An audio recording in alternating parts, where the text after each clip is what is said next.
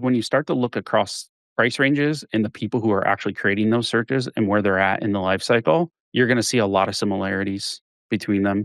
This is the ultimate piece that has made search so social. You'll notice that you'll start getting stuff that you didn't ask for that doesn't fall within your criteria. Hmm. And this concept of looking at the searches to better understand how other people search is something that is always missed in our space because we give away the entire data set. So, this concept of looking at all of the searches, and once you have enough searches, you can start to understand intent and you can understand customer profiles. And the similarity piece is really going to help socialize the search and get people to come back.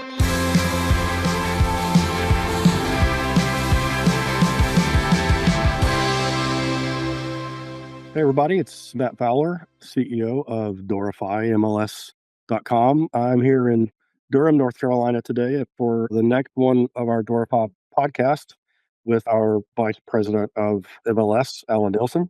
Hello, Allan. Hello, Matt.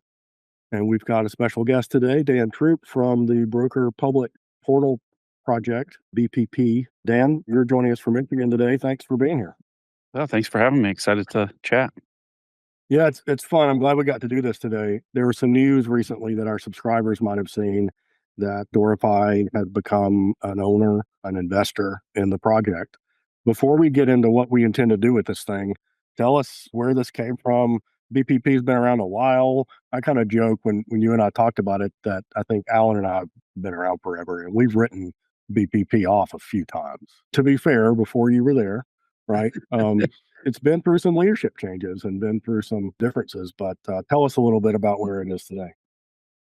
Yeah, so my background is in the portal space. I worked for Remax for almost 20 years and got a phone call one day. It was like, hey, the BPP is looking for a CEO. And like you, I think I had written it off mentally. I was Yeah. like, that thing's still alive. I had kind of written it off with the project upstream because they Mm, kind of got sure. started at the same time and they were both kind of, tracking together. And I actually didn't even realize the success they had with HomeSnap, which was a successful piece of Broker Public Portal. I think they almost had 1 million agents on that platform under the Broker Public Portal's flag per se, like getting everyone to sign up for a single portal. Hmm. So my first reaction was, is that thing still alive? And, I wasn't super interested in it. And it's like, yeah, it's very much alive. And, they're rebooting it and, looking for someone to kind of be the first employee. They really didn't have employees either. It was more of a joint venture with the HomeSnap folks and then CoStar Hmm. bought them. But I like to rewind the clock back to the 2015, which is the kind of the nexus of Broker Public Portal, which is what happened in that time period. And in that time period, we saw Zillow surpassed Realtor.com as the top portal. And I think MLSs had gotten together and said, and brokers, and said, we need to do something about this. We need to take more ownership in this portal space. So that's kind of the nexus of that. Fast forward 10 years later, having a successful HomeSnap launch and then having HomeSnap go away, people still talk about it today, wanting us to replicate some of the pieces it did. And some people have filled the gaps there, right? We've had great products like ZenList and others that have come in and said, look, people are earning for something here, a client collab tool. Is this something that we can fill this gap with HomeSnap going away? And some have done a really good job of that. So, I started in January of 23, built a team here at Broker Public Portal and have had, great success and progress in what we're building. And holding true to the portal name, we will be launching a portal for consumers to use and for MLSs to use. And so, yeah, excited about the future of Broker Public Portal. I want to ask you just a couple more questions about BPP, Dan. When I put the list of current owners in front of my board, their first reaction was, gosh, we need to be on that list, Yeah. right? How many are there? There's a lot of people on that list. I think don't quote me exactly on this, somewhere 48 or so MLSs and 46 or 47 brokerages.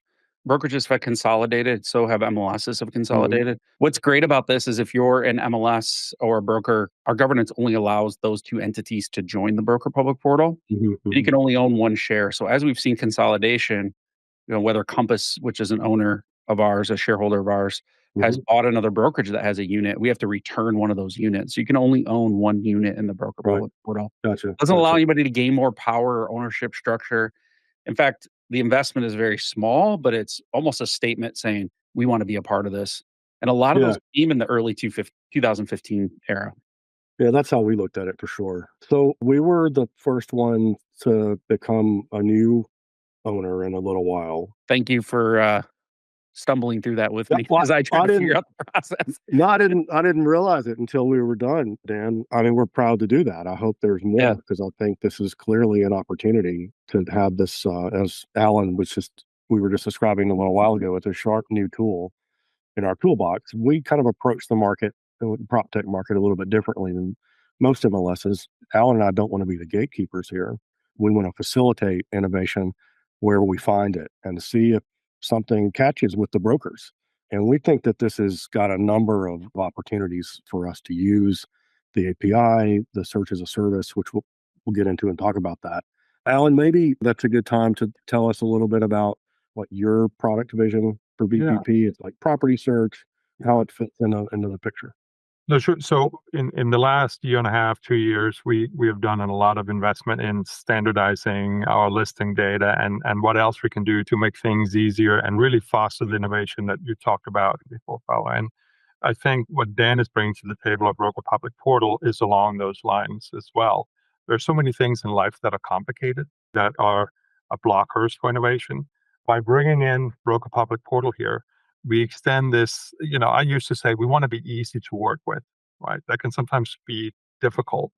But what the technology that Dan is bringing to the table here is something that both vendors and our brokers can really use and get up to speed very, very quickly. The concept of search as a service is, we all heard of software as a service. Search as a service is kind of a new Ask's term. already taken. I can't use it. Right. You come up with something better, let me know.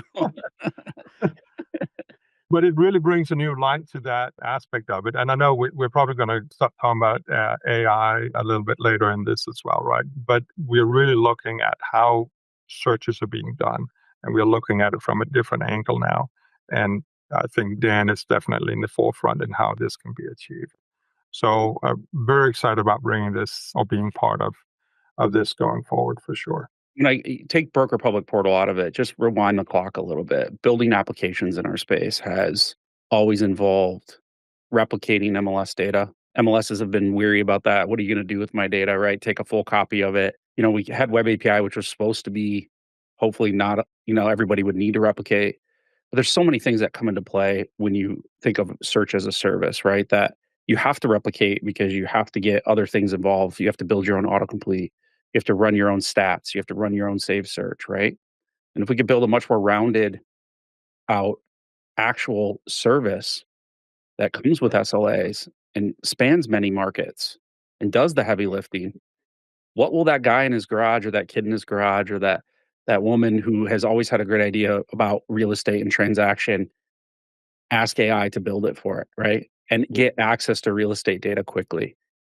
And we think the time is right for this to be kind of a third phase, what I call the third phase. Let's put RETs in the first phase, Web API in the second phase. But now this third phase of real-time access to listing data. Still under MLS control. I'm not deciding who gets access to these things, but it's definitely a trend in which I see continuing to allow people to bring products to the market quicker. And as we know, more products come to your marketplace. Do we need more products? Some would say no, maybe some would say yes. I think drives competition, right? And drives prices down and drives innovation. And that's what we're trying to do. Let me see if I can describe this I don't know, I'm imagining our subscribers sitting there, Allan and Dan and I spend a lot of time inside baseball Yeah. talking about prop tech, and we use all these acronyms. Search as a service is different than replication in an enormous way. But let me describe that. If you have a website and it's got, AllanSellsCarry.com, and it's got, a picture of Allan and his cat and a list of Allan's featured listings and a way for you to sign up for updates that happen in the marketplace, standard like IDX website kind of thing. In the past, you'd have to build one of those. You have to hire a company that's been given a license to all of our data, 2 million plus records with the history and all that stuff. And you'd have to pay them to engineer the separate tool for you that's going to hit their database, which is then constantly updated at some expense so that it stays live. And the ability to hit that update, the price change that makes that house available to your buyer or a new house that your buyer hasn't seen currently, The fastest app in the App Store is doing that in seconds. And we all want to compete with that. And we all want our websites, AllanSellsCarry.com, to be first in that race. And what Dan is doing is he's saying, look, let's skip all of that back and forth with the data copying, and let's just deliver the search to that website as a service without copying or replicating the data.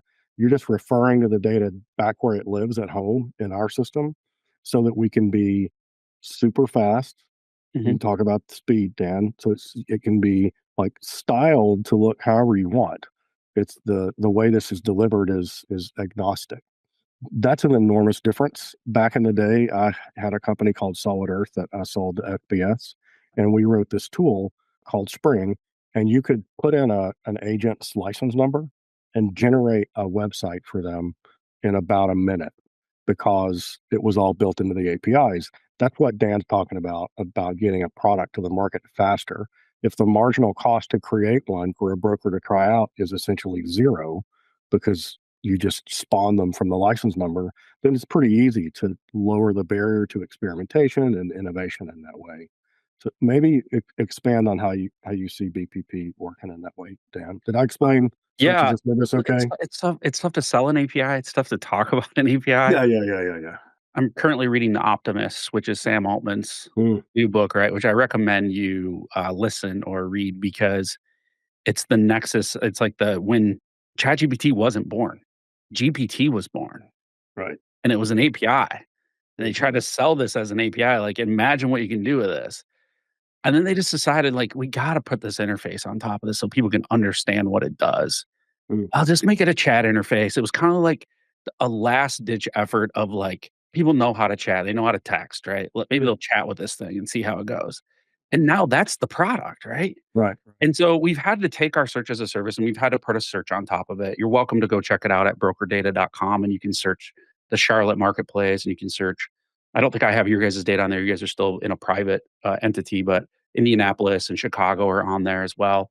And we had to build an interface to show you what the search as a service could do, right? And so we've created this BHAG. If you don't know what a BHAG is, it's a big, hairy, audacious goal, right? Like you look at SpaceX, they want to make, our species multiplanetary. They want to go to Mars, right? Like that's like way, way out there, right? Sure. So ours is we want to help brokers and MLSs implement technology in minutes, not months. Now I could have said hours and days in there, but I don't think it's audacious enough. We want you to be walking the floor at the NAR conference or your local state conference or your door. I don't even know if you have a conference at Doorify or your brokerage's conference, right? Meet someone who is creating a great application and they say, "What MLS are you with?" They say, "Doorify." "Hey, you want to test it right now? We'll give you a 30-day test. It'll be live. Just give us your credentials and it'll be Yeah. live."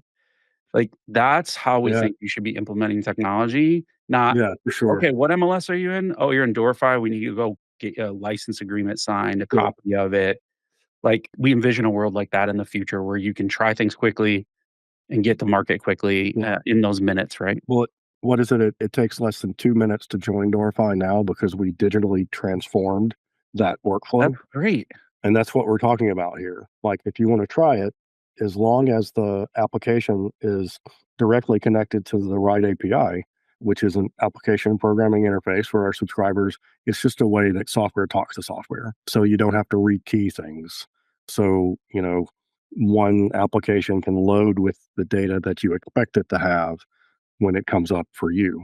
And Allan spent an enormous amount of time 18 months ago. You referred to standardization earlier, Allan, to get us to a place where we could use industry tools like BPP.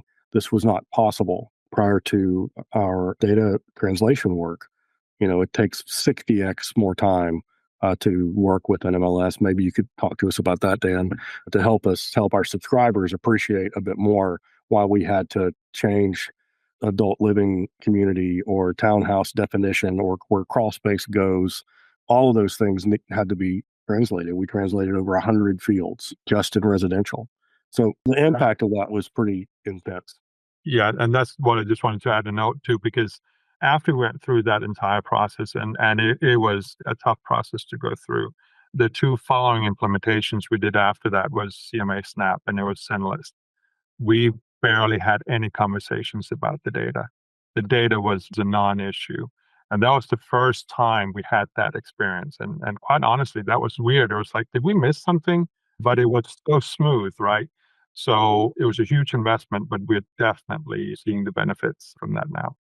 My prior employment, we were mapping 420 up to 450 feeds, right? Some in data dictionary format. The work you guys do, and, I think you provide your data through multiple platforms, I think is important, right? Yep. Bridge, Spark, there's Grid out there, there's Trestle out there, right? These Yep. platforms help with the normalization, but I think if the MLS itself does a normalization and does it to the RESO data dictionary standards, it makes life easier as you go throughout the state of North Carolina, as you go throughout the US, as you go to other countries. It's Mhm. really helpful as we're starting to see this adoption. And I sit on the board of directors at RESO, and I'm pushing the limits too with data dictionary. We all kind of are. I will tell you 100% from 2018, when I started ramping up doing about 400 MLS feeds to now, the amount of data dictionary we have that we didn't have before, our implementation, our time to market is way quicker. The grids and trestles didn't even exist at this time, back in 2018. So us starting in 2023, we have not run into a feed yet that isn't data dictionary. Mm. Now, we've only processed about 15 data feeds, so we're not really getting out there quite yet, but we know we're gonna run into them. We're prepared to map them to it. But what's interesting is we have all this great details around what's been mapped already. So we know, hey, lanai means patio, and people are starting to share their mappings of this actually means this in the data dictionary. Right. And so applying that, and people are starting to share that, applying that across our mappings and filling in some of the gaps across the mappings has really improved the data quality. We really Nothing will owe fix the Russo and agent forgetting something. well, right. And we were talking about AI a minute ago. Before we get into how we're gonna use AI to improve our data quality, I wanna just touch on, you were just talking about the brokers. What do we intend to do with BPP? We've got a different plan for different parts of this. There's the search as a service product. There's the which we intend to incorporate into DorifyMLS.com as the property search experience. There's data that could be on that search result for our consumer experience that could be outside of Dorify. We're working on data partnerships with our friends at Hive, with our friends at Canopy. Like these things take forever, so we don't have any news to make on the podcast today. But I've been talking about like being 99% done with Canopy for a year, and we are. I hope Steve's watching and he's working on our contract right now. But I don't So think we let's have. go text Steve. You want me to Yeah, text that's right. Steve? I'm gonna Everybody text will him say right now. Steve, Everybody text Steve, Steve. Steve Bird at Steve's gonna something hate us. something. You know, we don't really think there's any material disagreement on the license. He's just getting it done. And the idea is that if you are, this is not about an agent. Just quickly, working in Raleigh today, having Dorify empower them to go list in Charlotte. This is not what we're talking about. It's probably a violation of ethics. Not mine, the realtors. But if you have an office in Charlotte and you have an office in Raleigh and you have an office in Asheville and you're currently in different data formats, you're having to normalize those back into something to pull it over to your website at great expense, usually from an out of state or even out of country data grade data reprocessor who are selling you MLS data because your MLSs don't provide it to the brokers in a way that works for them and across these markets. BPP is a tool that we intend to use to provide a product to those companies. I could list them, there's a dozen who have operations in all these cities. And we can give them a RESO 2.0 standard, super fast data compilation that will make them more competitive in the marketplace by using our. We're not very good at naming things here at Broker Public Portal. We like to just look at search as a service. Like, come on. Like, Right. I mean, SaaS existed out there. Let's just It's steal what else is descriptive. out there. Yeah, right. So we like to say brokers without borders. Okay. So, All right. like, if I'm licensed in the state of North Carolina and I have the Redfin app or I have the Zillow app on my phone, both fantastic apps, by the way. Sure. Kudos to those teams for Sure. creating great experiences that we want to chase after. We want to go after those great experiences, and we're learning from things that they do and what not to do and what to do. But it might have been one of your brokers, Matt, in a conversation we had early on, or one of your agents who was just like, "I just wanna move the map and the properties keep appearing." Yeah, no Like, edges. We were no talking edges, about like, I no edges. just this is our Brokers Without Borders piece, right? Where we are if we're all part of this MLS community, and we're all committing to this MLS community, we're not asking you to complicated data shares. We're just asking your ability to search it as much as consumers can search. And so, can we provide this cross borders, no matter what MLS their system they're in, ability to move that map and still have properties show up and maybe give a little bit more information than the consumer can see, right? Maybe showing instructions or some other things, right? And we're taking this slow. We're not going in quick saying, hey, these are the things that come along with it or data share agreements.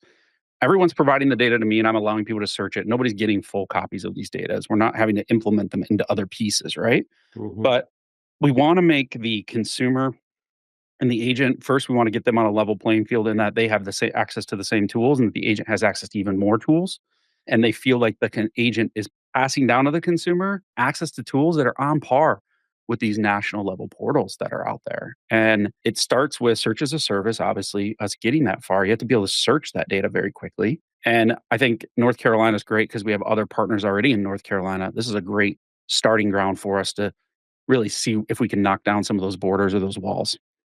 Yeah, I really see that as a near-term opportunity, Dan. We're just talking about Canopy.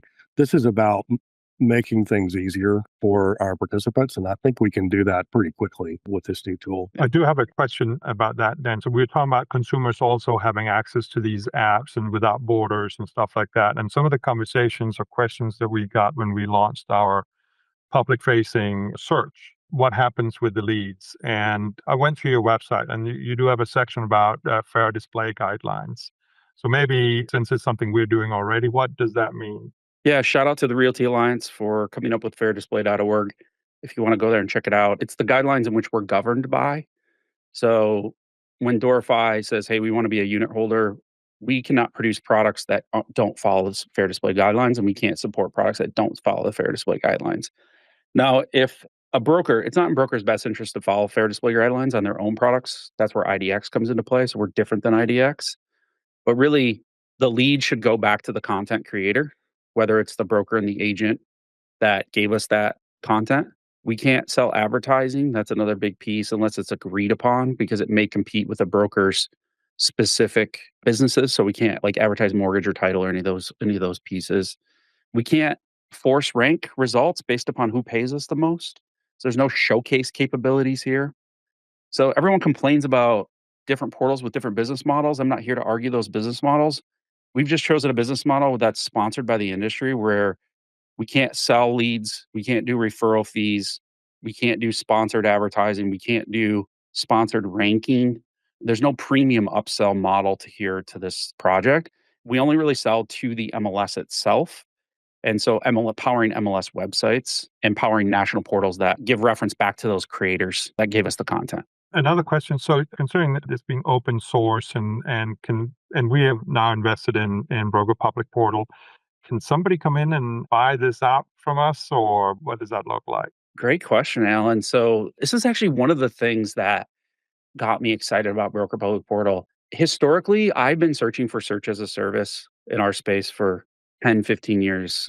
Coming fresh out of college and starting in this space, seeing the technology that was being used, I was like, always had my jaw open like, wait, there's no API for real estate data in the US? And trying to solve it at different levels at the brokerage level, I was never able to solve it. In fact, one of the first ones that I saw I was super pumped about was Retsley, which Mm. got purchased by Zillow, right? It's now called Bridge, and you guys participate in it. And met the team there. And then I think 3 calls into my conversation with them, it was like, "Oh, say hello to Errol. They're buying us," kind of thing. I was like, "Oh, man." Like, Yeah, you know, we've but I had was that excited about it experience because a I thought couple of we could times. even get more expansion, right? So Yeah, that well, kind of shut Bridge down. No Bridge one's in a too, like position. Bridge had the Common Input Form project that was, Retsley gonna came be. first, and then they bought Bridge Interactive. Yeah, yeah, yeah. That was kinda They kinda after, and put then they them kinda merged those 2 together. right. Yeah. I love the name Retsley. I mean, kinda told you exactly what it was doing. It's trying a REST interface on top Mhm. of Rets. I guess it was right, and one of our brokers picked it up, and now we can't really effectively use it at the enterprise level Yeah. We talk about the MLS as being Switzerland all the time. Like, we can't get involved in these conflicts if we're going to maintain our independence, our position as the hub, the trusted place to put your expiration dates, your contact list, your office notes. These are things that we've been keeping confidential for brokers for 2 decades now. And we know how to do that. But these tools get bought out from under us. And that's one of the reasons that I was attracted to BPP. Dan, you just said it's one of the reasons you were. Allan, when we heard you were there, we were interested. When we heard how the go-to-market strategy was going to involve the ownership structure you just described, the open source nature of the product, for the subscribers not in the technology business, that really means it's sort of like a Bluetooth thing. It's a standard. It can't be bought. No one owns it. So you can't buy it. It can't get picked up by Samsung or something and made proprietary because it isn't for sale. So you can't buy something. You can add to it, you can contribute to it, you can be a part of it in the kind of classic broker cooperative environment that we work in Switzerland again. It fits with us from a governance perspective. It's a new, I think it's a bridge to the future for us technologically, because over time, we of course want to dial back the replication. We'd like to have all questions answered from one of our APIs so that we know what the question was. The question Right. is more important than the answer sometimes. Well, so we're starting to really, maybe we'll get into AI and be done. So we're starting to really think about consumer preference. Yeah. And at the MLS level, that's not cultural. That's not something that we think about. The MLSs even have an argument about who their customer is. Like, the subscriber certainly is the payer, right? That's the person who pays the bills, the broker, the subscriber, the appraiser. I'll leave those guys out. But we see ourselves as a B to B to C company. So yes, we are paid by the B in the middle, but the satisfaction of the consumer at the end and what they're doing on our networks is hypercritical. If we're able to iterate our product delivery, or change the way we do things, what we ask you about a listing, what we put in the media, what data element we're able to find about fiber availability or green features, those are things that we know that, because we started looking, that buyers are asking questions about. The brokers don't always have that on the input form. So our role is to start looking at those user preferences from these questions that they ask us, figuring out what they want to know about these houses, land, or investments, so that we can get it into the compilation, meet that consumer demand. And I think we've never even thought about that before in the MLS space. And everything, like, it is just gold, gold, gold to know the patterns of consumer preferences, how they move. That includes the B in the middle. We're watching for their preferences as well. What products are they adopting? Yep. What practices do the agents have that correlate to high market performance? How can we tell them more about this? That, it looks like everybody who took our new member class last year in person is in the top 20%. How did that happen? Maybe that's true or not, but unless we mine our data for these correlations that we can make, we're not learning in a way that we can in the future. And if it's not on our platform, we just don't know about it. Yeah. I just want to go back real quick on the governance side to make sure everyone's clear on this. The BPP can't be bought. Everyone owns one share, so that puts us in a position where no one can gang up and say, "Hey, we want to sell this." Mm-hmm. The mistake that was made on the HomeSnap side is a lot of the power went into HomeSnap's basically house because they had the technologies and tools that we were operating. In this instance, we started from scratch. Everything we're talking about today, there's zero leverage. Nobody can hold leverage on me. It was built in-house by us, by a team of experts, including myself and some people that have been in the portal search space for a long time and API space. All of our vendor contracts have the potential for multi-source. There's no single source. So even a vendor couldn't hold us in a situation where we'd have to cancel. We are picking some of the best vendors out there. And so I just want to be clear on that this isn't going to end up in a HomeSnap type scenario before where the technology just one day potentially disappears. Yeah, we were super attracted to that because Allan spends a decent portion of his year putting systems into place that got bought by somebody, and we have to, go swap out something else. I do want to make a slight warning here. It can go away. Like, this does require effort, right? This does require people. It does require money for us to realize this vision. And so getting backing by Doorify and getting backing by Canopy and by MRED and all the MLSs in the country are going to be important for us. Otherwise, the other business models have to go, right? We have to then charge for leads or put up Mm, advertising, at right. the expense of brokers, right? Hmm. Brokers buying their own clients back. So if we're not willing to pitch in on a portal, or we're not, as an industry, not willing to pay for these things, then the other business models will exist that we complain about. For sure. Um, I assure you it can't be bought or sold, but I do want to kind of scare you that it can go away. But what will always be there is this underlying asset that I'm sure Allan is smart enough, he could pick up what we've taken and run with it as well. You talked about open source. We like to say community source because it's only available to the broker public portal community. But at the end of the day, we're building something that's super valuable. That's an asset that an MLS could get a copy of if something were to happen. We Mm, obviously don't want that to happen. We want to continue to sure. execute at the rate we Well, are, right? well, from our perspective, Dan, the world's spinning really fast and we can't see very far out into the future at the No. MLS level. But this is an investment that I can tell my board with great confidence that we can make confidently because of the governance structure, because of the durability that you've built into it. And it works. And the community source is something that we're really eager to engage with. We've got some full stack developers on our staff that are very talented. We have our own API infrastructure, our own internal IT projects that could definitely use another great API. We're super thrilled on all kinds of levels to get to work with the team and with the community. We hope to be an important part of it going forward. Yeah. No, I appreciate that. I just want to make sure we got that in and we can continue on the AI side of things. Or are the questions more important than the answers? I'm curious if from your guys' standpoint, have you ever looked at your saved searches across your MLS, right? Just how the saved searches are. And I Yeah, ask people all the time, hey, can you dump your saved searches for me so I can look at what the most popular fields are? sure. Like, because that tells us what agents are selecting and how consumers are searching. It shouldn't shock you what the top fields are. We can go over what those fields are. We Sure, already know, sure. bed bath square footage and price are going to be up there for sure. Mm, But what's curious is when you start to look across price ranges and the people who are actually creating those searches and where they're at in the life cycle, you're going to see a lot of similarities between them. sure. And this is the ultimate piece that has made search so social.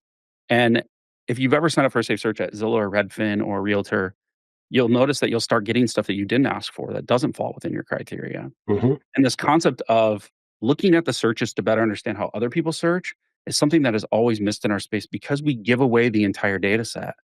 We Hmm. don't know what people are doing with it. We don't know what kind of searches they're doing, right? That's right. So the Yeah. best example I can give you to this is your grocery store. You know, Allan and I both like strawberries and bananas, and we both go to the grocery store, right? And we scan that little card they give us, or to get the coupons, right?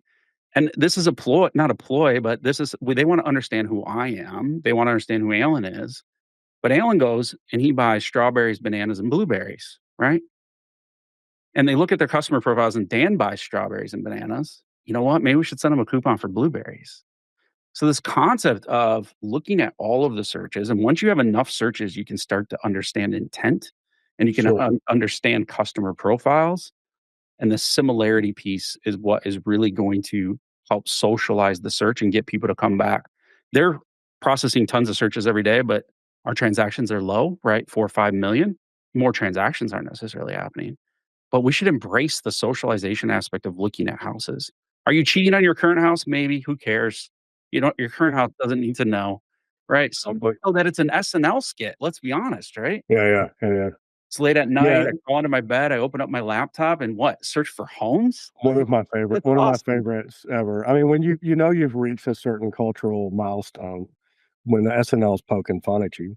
But that piece, Dan, is a critical one. And we have a new data product that we're talking about powering with BPP. And for the subscribers out there listening to us today, as we get to the end of our time, you've been I want to think about a concept Allan and I refer to as IDX Plus, and it's new. Okay, so you get your IDX feed to make your brokerage website go, and it's got a list of the houses for sale and everything like normal. But all of the consumer metrics that Dan was just talking about are now being accumulated by Doorify in our data project, hopefully to be available as a field in the BPP feed that would be a compilation of how each listing is doing in terms of engagement competition. Does this listing have a 10 out of 10 engagement score, or is this a 1 out of 10 engagement score? Oh, interesting. Yeah. So what we can do, Number of showings going up or number of showings going down. and Those what is it about the ones that have a 10? Okay, so all the 10s have a floor plan, or all the 10s have an open house scheduled, or have virtual Good tours, prices. have a correct price perhaps. And we can talk about that. Like what is it? Those are about correlations you can see in the data when you have Yeah. those preferences and you have the property data. The property data has attributes. We're using AI to mention AI to analyze these things, but also to fill out the input forms. Starting this summer, it's super fancy autofill. So you tell us the address using AI image recognition in the photos, polling 60 plus authoritative databases across the country to find everything that's ever been written about that property. We determine which are the best, most accurate fields, and we fill out 70% more fields than normal, 4 times faster using AI. And that means we're going to get more complete, more accurate data because it's being copied over by a computer, not typed in by a human on a keyboard. We're going to be able to tell you if more complete listings are getting a higher engagement score. I expect they will. But the ability to subscribe to this data and along with your IDX data and put it back into your own learning data set as a broker is something that you get as a subscriber and a member of Doorify. In addition to the property data, you're also getting some data that may be even more valuable than the property list itself. Yeah. I'm excited to see what that data looks like. It's gonna be cool, and I'm excited to see how my data, how consumers interact with those listings can go back into that, right? Like, and provide more, kinda create that flywheel effect on it. But that's one of the endpoints that we are going to be talking about. Like we have an endpoint at Zillow. We have an endpoint at our own brand where Zillow will tell you through their API what their hit count was today. Other traffic. Yeah, and Mhm. what their click-through percentage was. It comes up in search, but how often does somebody click through to the listing detail page? And that percentage is available. So we bring all of that stuff in, we run it through our own algorithm, and we come up with this overall score to say how it's doing. We have another score called the listing completeness score that's going to tell us if you filled out the whole thing. And we have some plans for people that do more there than others. You get And I rewarded think for too, that. we all, whether it's the brokers, us as the MLS or vendors, we all have assumptions about what makes a difference on listings. But nobody, well, some may have some data, but that's where we want to get to. We don't want to guess on this, right? We don't want to make assumptions. We can get the data and say this is how it actually works out there. That would be a huge benefit for everybody. One of the new things we're capturing, if you go to brokerdata.com and do a search, like in the Charlotte or Asheville marketplace, that you'll see this red button says smart filter, right? And you can ask it anything, right? You can ask for something. I'll just be clear, it's still very objective. Like, it has to be kind of MLS things that you're asking for. It isn't like subjective things that you could ask for of good neighborhood or something like that, right? It has to be about the property itself. We're really interested in aggregating that data up, Mm, giving it back to those areas to say, wait a minute, a lot of people are asking for lake frontage, right? Feet. Like, I mhm. need 100 foot of lake frontage, Yeah, but it's not an MLS field.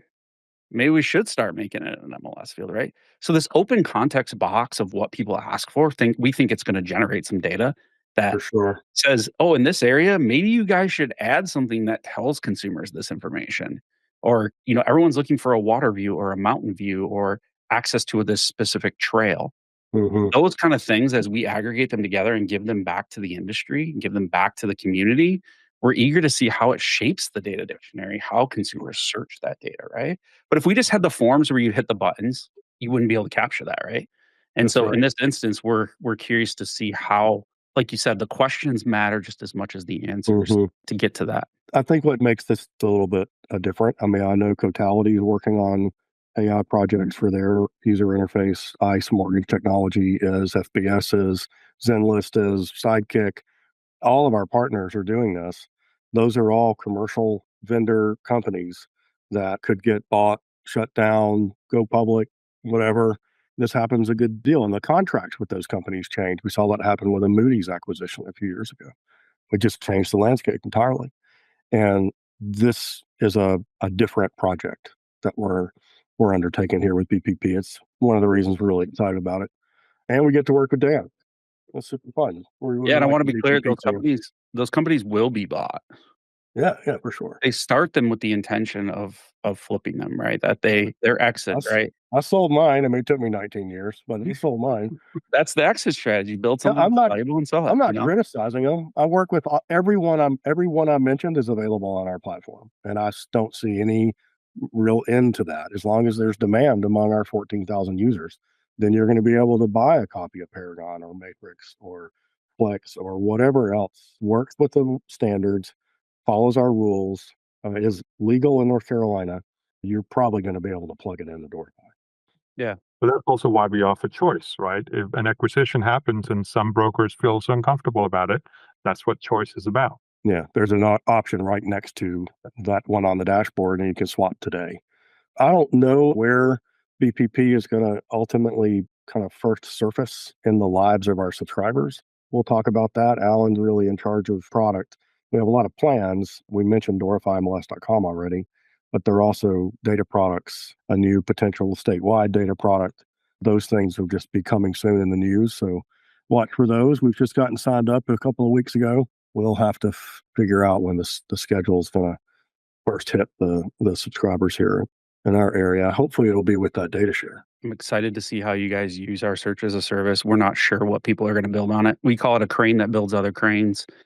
We are Love that. excited to see what people are going to do with it. And we've given our vision of what we've been able to do with our search as a service, Yep. but we're super excited about the vision of what other people are going to do with that search as a service.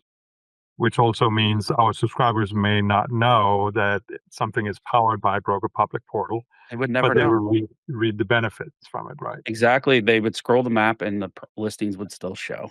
No And that's edges. how you know it's being powered by that, right? Yeah, that's one of our first objectives really, is to do that on our own website. And then of course be able to provide that kind of seamless or edgeless feed to participants that have memberships in other MLSs in the state. Yeah.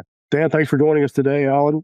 Thanks for leaning in as always. And we will see you guys on the next edition of the Doorify podcast. And we'll put Dan mentioned the website earlier, and we'll put those in the show notes. Thanks, guys. Thanks again, everybody. Appreciate it. Have a good one. Yeah, thank you.